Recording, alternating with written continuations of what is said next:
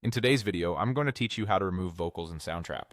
Right up front, a quick reality check. This method doesn't truly remove vocals, it simply reduces them. You'll get a quieter vocal presence, but you'll also notice some loss in overall music quality. With that in mind, let's make the most of what's possible. Start by importing the song into Soundtrap so it appears as an audio track in your project. Once it's in, click on that track to select it, then open the FX section. This is where we'll shape the sound using an equalizer. Add the EQ effect to the track.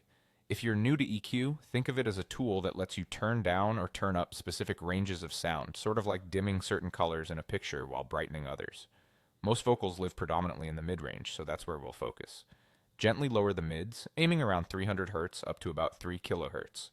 This is the zone where much of the human voice cuts through. Pulling this area down will make the vocals less present. Don't overdo it all at once. Make small moves, listen, and then adjust a little further if needed. The key is to find the sweet spot where the vocals are reduced without making the entire track sound hollow or muffled. After reducing the mids, the track may feel a bit flat. To bring back some balance, slightly boost the lows and the highs. A small lift in the low end can restore warmth and body, while a modest boost in the high frequencies adds clarity and sparkle to instruments like cymbals and higher synths. Keep these boosts subtle. Too much can make the track sound boomy or harsh, and it can also push the volume into clipping.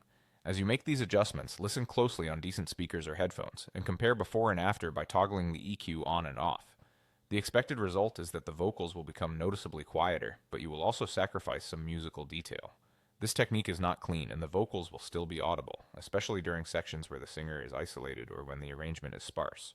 Every song is different, so the exact amount of mid-cut and low-high boost will vary.